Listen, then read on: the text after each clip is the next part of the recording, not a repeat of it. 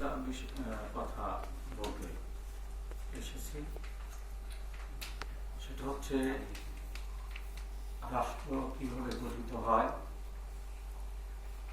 এবং রাষ্ট্রের সঙ্গে সমাজের সম্পর্ক কি, সমাজের সঙ্গে সংস্কৃতির সম্পর্ক কি, এবং সমাজ ও সংস্কৃতি মিলে যে রাষ্ট্রটি গঠিত হয় তার ভিতরে কি কি উপাদান থাকে, এ সমস্ত বিষয় নিয়ে একটা আলোচনাটি আমি একটু দীর্ঘ হবে, মিনিট 20 সময় হয়তো লাগতে পারে, কিন্তু তারপরেও আমি বলবো যে ধৈর্য ধরে যদি সবাই শোনেন তাহলে খানিকটা আমরা নিজেরাই উপলব্ধির মধ্যে আসতে পারবো যে কবিতা কাজী নিছকই একটা কবিতা না, একটা চিন্তা।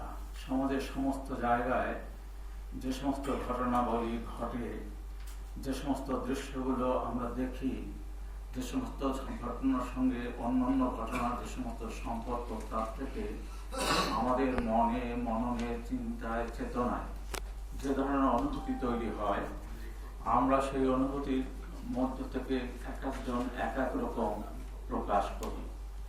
যারা কথা সাহিত্যে আছেন তারা কথা সাহিত্যের ভাষায় তাদের সাহিত্য তৈরি করেন, যারা প্রবন্ধ লেখেন তারা তেমনি লেখেন, যারা কবিতা করেন বা কবিতা লেখেন তারা তাকে সেই ঘটনাটিকে সামনে রেখেই তাদের অনুভূতি প্রকাশ করেন।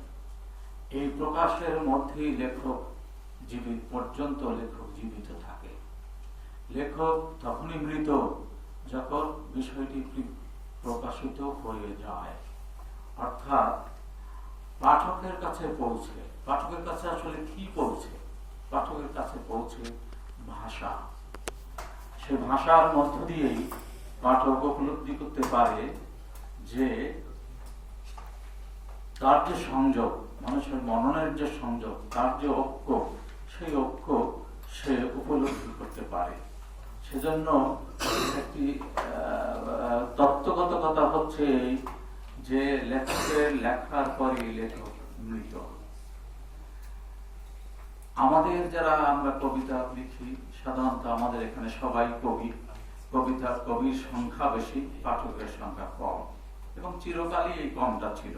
বেশিও ছিল, কবিতা যারা লিখেছে তারা প্রচুর, অনেক, মোটামুটি এরকম। এখন যদি এখানে আমরা 30-40 জন লোক ধরি, তাহলে 30-40 জন লোক তো কম না একটা জায়গায় কবিতা শোনার জন্য বা কবিতা বিষয়ের জন্য আলোচনা করার জন্য বা কবিতা নিয়ে আন্দোলন করার জন্য এবং কবিতাকে একটা পর্যায়ে উপস্থিত করবার জন্য। আমি সেদিন সলিমুল্লাহর একটি বক্তব্য শুনছিলাম বিপ্লবী কবিতা প্রসঙ্গে। রিয়েলি সে ভালো বলে এবং সে ভালো জানে, এবং চমৎকার করে এই বক্তব্যগুলো সে এনেছিল, গুছিয়ে বলেছিল। তো সেখান থেকে আমরা আসলে কি কবিতা দিচ্ছি, সেই কবিতার উপরে আমাদের একটা আলোচনা থাকতে পারে। এবং আমরা প্রতিদিন যে সমস্ত কাজকর্ম করছি, প্রতিদিন আমরা যে সমস্ত কাজকর্ম করছি সেটি হচ্ছে রীতি। হ্যাঁ, এই রীতিগুলো আস্তে আস্তে ক্ষয়ে যায়। এই রীতিগুলো এই একই পর্যায়ে থাকে না। আজকে যেটা করছি কালকে তার মধ্যে কিছু পরিবর্তন ঘটে, কিন্তু এই রীতিগুলো থেকে এক সময় কিছু অংশ টিকে যায়। কিছু অংশ যখন টিকে মানুষের চর্চার মধ্যে চলে আসে, তখন সে হয় নীতি। এবং এই নীতিও দীর্ঘদিন পর্যন্ত একইভাবে অনড় থাকে না। এই নীতির পরিবর্তন, সংবিধান পরিবর্তন হয়, আইন পরিবর্তন হয়, ভাষা পরিবর্তন হয়, সমস্ত কিছুর একটা পরিবর্তন ঘটে। এই পরিবর্তনের মধ্যে হতে হতে হতে যেটুকু টিকে থাকে একটি জাতির জীবনে, সেটুকুই হচ্ছে ঐতিহ্য, আমরা যাকে বলি ভ্যালুস। এই ঐতিহ্যই হচ্ছে একটি জাতি বহন করে দীর্ঘ সময় ধরে, এবং কোন জাতিকে ধ্বংস করতে হলে তার এই ঐতিহ্যটিকে ধ্বংস করে দিতে হয়। এবং নানা চক্রান্তের মধ্যে দিয়ে মানুষ দেখতে পায় যে তাদের ঐতিহ্যের পরিবর্তন ঘটছে, তাদের রীতির পরিবর্তন ঘটছে, তাদের অভ্যেসের পরিবর্তন ঘটছে, তাদের নীতির পরিবর্তন ঘটছে, এবং কোনো একটি আধিপত্য শক্তি আধিপত্য বা আদি শক্তি যদি চায় যে একটি জাতিকে পদানত করবে, তাহলে প্রথমেই তার সংস্কৃতিকে ধ্বংস করে দিতে দেয়, এবং দেওয়াটাই হচ্ছে তার মুখ্য কাজ, যেটি সুদীর্ঘ সময় ধরে আমাদের এই সমাজে চলেছে। আপনারা জানেন, পাকিস্তান আমলে এক সময় ভারতীয়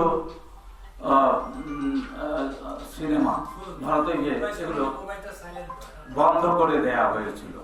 হ্যাঁ, এগুলো বন্ধ করে দেওয়া হয়েছিল এ কারণে যে তাদের যে সমস্ত মেকিং এবং আধিপত্য বা আদি যে সমস্ত রীতি এবং নীতি ইত্যাদি আমাদের সমাজকে গ্রাস করতেছে, এবং সেটা তারা করেছিল। করতে গিয়ে তারা যে অতিরিক্ত যে সমস্ত কাজ করেছে, সেটি আবার আমাদের ঐতিহ্যে লেগেছে। আমাদের ঐতিহ্যে হচ্ছে রবীন্দ্রনাথ এবং নজরুল, এই দুজন শক্তভাবে দাঁড়িয়েছিলেন বলে কাব্যক্ষেত্রে, চিন্তার ক্ষেত্রে এবং আমাদের সমাজ গঠন ও পুনর্গঠনের ক্ষেত্রে, আমাদের মননে, আমাদের আত্মিক সংযোগের ক্ষেত্রে, অস্তিত্ব চিন্তায় এরা ছিলেন এক ধরনের শক্ত সংস্কৃতি নির্মাণের পথিকৃৎ বলা যেতে পারে। তারা মানে তার একটা রীতি, যেমন জার্মানিতে যে লোকটি সবচেয়ে বেশি সংস্কৃতির ক্ষেত্রে অবদান রেখেছে সে হচ্ছে গোটে। হ্যাঁ, এই যে গেটে বলে, গোটে বলে, যাই হোক, তো এই ইতিহাসগুলো হচ্ছে একটা দীর্ঘ সময়ের ইতিহাস। আমরা মনে করি যে আমাদের কবিতায় একটি নতুন ভাষার প্রয়োজন। আমরা যে সমস্ত ভাষায় কবিতা লিখছি, এটি একটি অচল ভাষা। এখন ভাষার ভয়ঙ্কর ভাবে একটা রূপ বদল ঘটেছে, কারণ ভাষা তার জায়গায় দাঁড়িয়ে নেই, ভাষারও পরিবর্তন ঘটে গেছে। এই যে পরিবর্তন ঘটেছে, সেই পরিবর্তনটি ধরতে না পারলে আপনি প্রাচীনপন্থী হয়ে যাবেন। দেখবেন যে যত আলোচনা হচ্ছে সমস্ত, আমি আর এই মূল প্রবন্ধের পাঠ করতে গেলাম না, এটা যেহেতু আসলে সবার ধৈর্যের ব্যাপার আছে, ইয়ে আছে, তা আমি মোটামুটি মৌখিক ভাবেই কিছু কিছু কথাবার্তা বলে। আমাদের দুপুরের সময় মোহন টেলিফোন করে বলেছিল যে আপনি একটা প্রবন্ধ পড়েন, এই মৌখিক ভাবে বলেন। তা আমি অবশ্য বাসা থেকে চিন্তা করেছিলাম যে একটি প্রবন্ধ মৌখিক ভাবে বলতে গেলে আসলে সূত্রগুলি হারিয়ে যায়, কারণ একটা চিন্তার মধ্যে আর একটা চিন্তা এসে প্রবেশ করে, এবং ফলে দেখা যায় মূল চিন্তার সঙ্গে আমরা সংযুক্ত হতে পারি না। তো এখানে এখন আধুনিক সময়ে নানা রকম দর্শনের একটা যুগ চলে এসেছে। যারা মডার্ন ফিলোসফার, তাদের মধ্যে আমরা যেমন জ্যাক লাকা কিংবা দেরিদা কিংবা ফুকো কিংবা আলবেয়ার ক্যামু, হ্যাঁ, এরকম যারা আছেন, যারা তারা মোটামুটি ভাবে একটা গুরু মানেন নিৎসেকে। হ্যাঁ, নিচ্ছে একসময় বলেছিলেন যে ঈশ্বর মরে গেছে।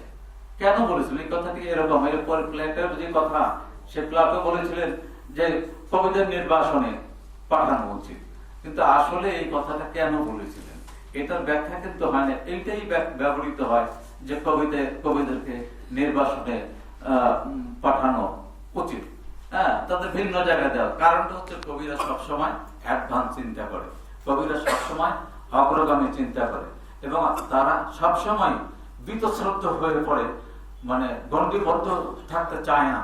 তারা একটা মুক্ত স্বাধীন সত্তা হিসাবে নিজের অস্তিত্বকে প্রকাশ করতে চায়। ফলে রাষ্ট্রে এটা একটা ঝঞ্ঝাট তৈরি হয়, কারণ রাষ্ট্র ওই গতিতে এগোতে পারে না। এবং প্লেটো তো বলেছিলেন যে ডেমোক্রেসি, গণতন্ত্র, কিন্তু আসলে তার শিষ্য অ্যারিস্টটল তিনি কিন্তু গণতন্ত্র পছন্দ করেননি, তিনি অভিজাততন্ত্র পছন্দ করেছেন। এটা একটা কারণ ছিল ওই সমাজটা ছিল দাস সমাজ, এবং ওই সমাজের সমস্ত উৎপাদন ব্যবস্থা, ওই সমাজের সমস্ত পটেনশিয়ালিটি, এটা নির্ভর করেছে দাস উৎপাদনের উপরে। কিন্তু আজকে তো আর দাস সমাজ নেই, দাস সমাজের পরিবর্তন ঘটেছে, কিন্তু আমরা নব্য দাসের পরিণত হয়েছে। এবং উৎপাদন ব্যবস্থায় এই যে নব্য দাসত্ব, এটাই একটি রাষ্ট্রের ব্যবস্থার মধ্যে সবচেয়ে দুর্ভাগ্যজনক। এখানেই কবিদের বিদ্রোহ, কবিরা এখানেই বিদ্রোহ করে, এবং এখানেই তারা তাদের উষ্মা, তাদের রাগ, তাদের অভিযোগ, তাদের চিন্তা এবং চেতনার ক্ষেত্রে তাদের যে ব্যাপক মানে পরিবর্তনের দাবি এখানেই তারা উপস্থাপন করে। এখন কবিতা কেমন হবে সেটি হচ্ছে একটি বিষয়। আজকের বিপ্লবের যুগ এবং আজকে সমগ্র দেশে এই যে বিপ্লব, এটাকে বিপ্লব বলা যাবে না, এটা বিপ্লব নয়। কারণ বিপ্লবের একটি নির্দিষ্ট আদর্শ থাকে এবং নির্দিষ্ট একটি পন্থা থাকে। আমাদের এখানে যেটা ঘটেছে সেটি হচ্ছে গণবিস্ফোরণ, একটি শাসকের বিরুদ্ধে, একটি স্বৈরাচারের বিরুদ্ধে, একটি অন্যায়কারীর বিরুদ্ধে, একটা পিচাসম মানুষের কর্মকাণ্ডের বিরুদ্ধে। যেমন আমাদের মধ্যে কথিত হয়ে আছে, কেউ কথাবার্তা বলতে গিয়ে বলে বঙ্গবন্ধু।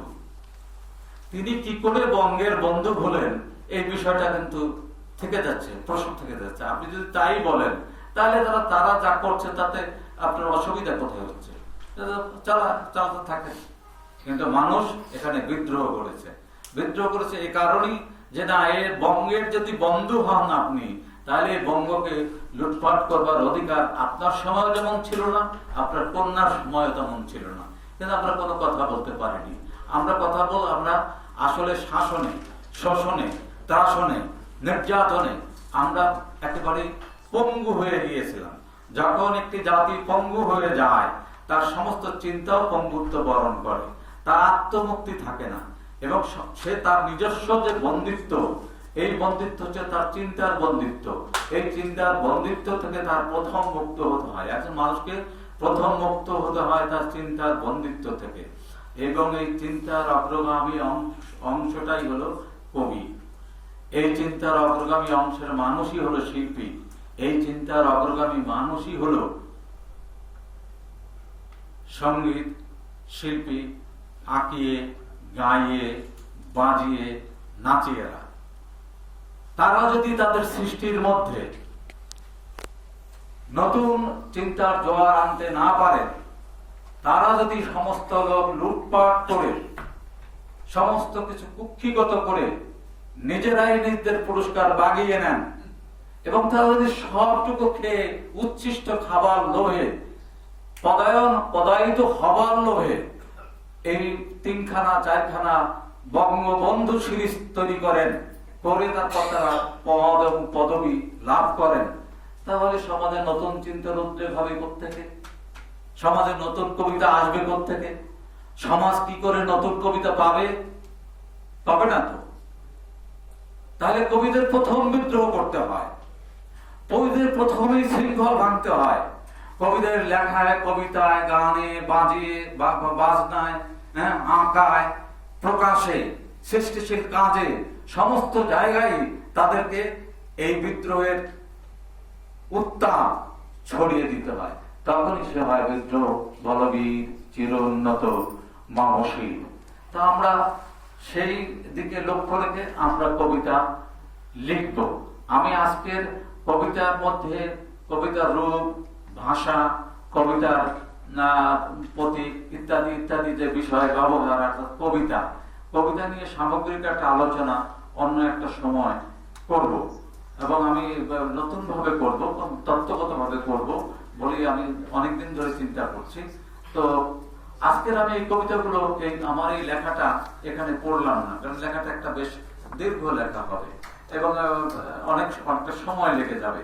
এর মধ্যে যে রাষ্ট্র গঠন এবং রাষ্ট্র গঠনের ব্যাপারটি আছে।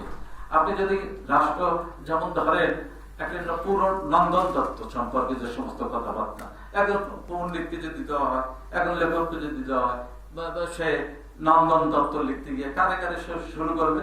সে শুরু করবে বেনর দত্ত করছে, তাই না? সেখান থেকে শুরু করবে, কিংবা লঙ্গি নাচ থেকে, কিংবা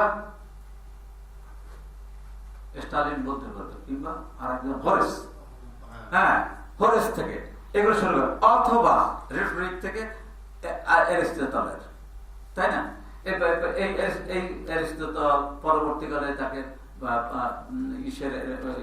ইউরোপের অ্যারিস্টটল বলা হতো। সে হচ্ছে হরেস। তো এগুলি নিয়ে শুরু করবে। কিন্তু নন্দন দত্ত কি এখন ওখানে দাঁড়িয়ে আছে? এখন নতুন নন্দন দত্ত সৃষ্টি করতে হবে, নতুন নান্দনিক বোধ মানুষের মধ্যে সৃষ্টি করতে হবে।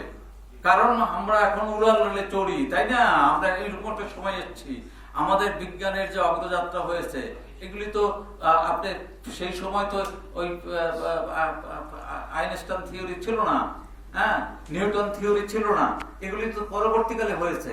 এখন এইগুলি পরবর্তীকালে হয়ে থাকলে সমাজের সঙ্গে যুক্ত হয়ে এগিয়েছে। এর সঙ্গে শুধুমাত্র রেলগাড়ি দৌড়ায়নি, দৌড়িয়েছে মানুষের মন। মানুষ অনেক দূর দৌড়িয়েছে এবং মানুষ অনেক, তার হাত অনেক লম্বা, সে অনেক দূর পর্যন্ত যেতে পারে, সে এখন অনেক দূর পর্যন্ত দেখতে পায়। এই যে কোটি কোটি কোটি মাইল পর্যন্ত সে দেখে, এই যে দেখার যে একটা গতি সে তৈরি করতে পেরেছে, ফলে আমাদের শিল্পের সাহিত্যে সমস্ত জায়গাতেই একটা পরিবর্তন ঘটে গেছে। আমাদেরকে এই পরিবর্তনের মধ্যে থাকতে হলে একটা বিপ্লবী চেতনা একজন মানুষের মধ্যে থাকতে হবে। কবিতায় ভাববাদ আছে, থাকবে, কারণ আমরা কাব্যটা যখনই শুরু হয় একটি কাব্য দ্বারা, একটি পংক্তির দ্বারা আরেকটি পংক্তিকে ডিফ্যামিলিয়ারাইজ করা হয়, অর্থাৎ একটি শব্দ, এবং এই যে একটি শব্দকে আপনি যদি থ্রো করেন, প্রক্ষেপ করেন, তাহলে তাকে ডিফ্যামিলিয়ারাইজ করবার জন্য পরবর্তী শব্দের দরকার হয়। বলুক চলুক, হ্যাঁ, এই যে বলুক এবং চলুক একে অপরের যে বৈপরীত্য তৈরি করে, এটা একজন আরেকজনকে ডিফ্যামিলিয়ারাইজ করতেছে। একজন বাংলাটা কি হবে, বাংলাটা কি হবে, আমি তো ভেবেছিলাম বসে, কিন্তু আমার এখন মনে পড়ে না। অর্থাৎ বিযুক্ত করা, এটা একটা থেকে আরেকটাকে বিযুক্ত করা, পংক্তি থেকে পংক্তিতে বিযুক্তকরণ। কারণ নতুন ভাবনা কবিতার মধ্যে এসেছে। সবচেয়ে বড় বেশি পরিবর্তন ঘটে গেছে আপনার যে ব্যবহারটা এসেছে ফ্রয়েডের মনস্তত্ত্বের দিক থেকে, হ্যাঁ, এর মধ্যে কত কিছু এখন কবিতার মধ্যে জড়িয়ে গেছে, কিন্তু কবিতা পাঠক কই, এটা আমরা অভিযোগ করি। দুজনে যদি পড়ে এবং দুজনে যদি অনুসন্ধান করে, তাহলে তারা উপলব্ধি করতে পারবে যে এর মধ্যে একটা নতুন কিছু আছে। এই নতুনকে দেওয়াটাই হলো বিপ্লবী ধারণা।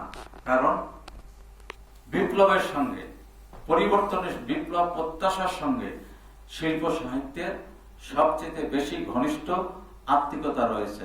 এবং একজন মানুষের সত্তা সবসময় মুক্তি চায়, সবসময় সে অস্তিত্ব ঘোষণা করতে চায়, এবং এই অস্তিত্ব ঘোষণা করতে হলে আমাদের সৃষ্টিশীল কাজে আমাদেরকে খুব গভীরভাবে মনোযোগ দিতে হবে। যারা কবিতা অধিকাংশ লেখেন দেখি অনেক সময় ছিঁড়া ছুড়া কাগজে, এটা অবশ্য ভালো, কবি স্বভাব, লোকে এরকম বলে। আসলে কিন্তু পৃথিবীতে কবিরা খানিকটা উন্মাদ, এবং তারা অর্ধোন্মাদ তো বলা তো যায়, হ্যাঁ, পুরোটা না বলা ঠিক হবে না, হ্যাঁ, খানিকটা উন্মাদ, এবং এটা সবাই স্বীকার করেছে। আসলে কবিতা, কর্ডওয়েল সে সময় বলেছে যে কবিতা হচ্ছে সমাজ জীবনের নিয়ত সংগ্রামের একটি ধারাবাহিক ইতিহাস, এবং সমাজে যখন যা ঘটে, যখন যা ঘটেছে, যখন যা কিছু, সবই কবিদের মনে প্রতিক্রিয়া সৃষ্টি করেছে। আপনি বোধহয় আপনারা অনেকেই, আমি একটু বেশি অতিশয়োক্তি হয়ে যাবে, মোহন রায়ন একটা কবিতা লিখেছিল, আমি যদি এই হইতাম তাহলে জুতো পালিশ করাইতাম, তারপর আমি যদি যেতাম করতাম। দেখবেন এই কবিতার মধ্যে যে শিল্প চেতনা এবং একই সঙ্গে যে ক্রোধ, এটা একটা অসম্ভব রকম ঐক্য সাধিত হয়েছে। ঠিক তেমনি আরেকজন কবি শ্যামল নাদনকে আমাকে একটা কবিতা শুনিয়েছিল, বোধ হয় একটা দীর্ঘ কবিতা, তাই না? শ্যামল সরকার না, সে কি নাকি আমি ঠিক আমার মনে করতে, খুব ভালো একটা কবিতা শুনিয়েছিল। এরকম কবিতার মধ্যে এমন অসম্ভব কিছু ঘটে যায় যে অনেক সময় কবি নিজেই বুঝতে পারে না যে এই ঘটনাটা ঘটলো কি করে, কিন্তু ঘটে গেছে, হ্যাঁ, ঘটে গেছে। অর্থাৎ কবি এটা এমন নয় যে কেউ কেউ বলে থাকে কবিতা উপর থেকে আসে, বাণী হয়ে আসে, ঈশ্বর পাঠিয়ে দেয়, মোটেই তা না। সমাজের সমস্ত ঘটনা বলি, সমাজের অভ্যন্তরে কবি যেমন তৈরি হয় সমাজ থেকে, কবি যা সৃষ্টি করে তাও সমাজ থেকে, এবং যা কিছু বিলুপ্ত হয় তাও সমাজে গিয়ে বিলুপ্ত হয়ে যায়। সুতরাং সমাজটাই আগে, সমাজটা সুন্দর হলে কবিতাও সুন্দর হবে, সমাজটা ভালো হলে কবিতাও ভালো হবে। সমাজ আধুনিক চিন্তার সঙ্গে যুক্ত হলে পরে, এই যে কথা বলে আমার খুব ইচ্ছা হয় যে ওই দুইটা চাবি কিনি, বুঝছেন? কথা কথা বলে বেহেশতের চাবি আছে। তো বেহেশতের চাবি আছে, এই বেহেশতের চাবি দিয়ে কি বেহেশত খুলবে? কে জানে, হয়তো খুলবে। এরকম এমনকি ফেসবুকে মাঝে মাঝে দেখি যে এই দোয়াটা পড়লে কোটি কোটি টাকা ঘরে এসে যাবে। কিভাবে এই সমস্ত সমাজকে পলিউটেড করতেছে এই সমস্ত লোকের? কারণ ওই লোকগুলি এটা ব্যবসা করে খায়। ওই লোকগুলি এই ওর কোনো কাজ নাই, সে উৎপাদনের সঙ্গে কোনো রকম জড়িতও না, উৎপাদনের কোনো কাজও সে করে না। হ্যাঁ, তো সে কি করে, একটা আজান দেয় আর ওই লোকজন দেখে না তার লগে সিজদা দেয়। দেওয়া কোনো আপত্তি কিছু নাই, এটা ধর্ম, ঠিক আছে, করো, কিন্তু সঠিক ধর্ম করো। যতক্ষণ পর্যন্ত তুমি সঠিক ধর্ম না করবে, সেই জন্য সঠিক শিল্প করো। যতক্ষণ পর্যন্ত তা না করবো ততক্ষণ পর্যন্ত এই শিল্পের কোনো মর্যাদা। এত মূর্তি ভেঙেছে, আমি বলি মূর্তি ভেঙেছে তো খুব ভালো হয়েছে, খারাপ করেনি। একটা কি মূর্তি হয়েছে?